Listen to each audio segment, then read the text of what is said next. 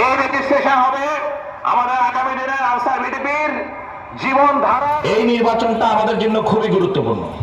আমি যে আপনাদেরকে স্বপ্নের কথা বললাম, আমি যে আপনাদেরকে গন্তব্যের কথা বললাম, আমি যে আপনাদের লক্ষ্য উদ্দেশ্য সম্পর্কে ব্যাখ্যা দিলাম, এগুলো সবই এই সব কিছু অর্জিত হবে তখনই যখন আমরা আমাদের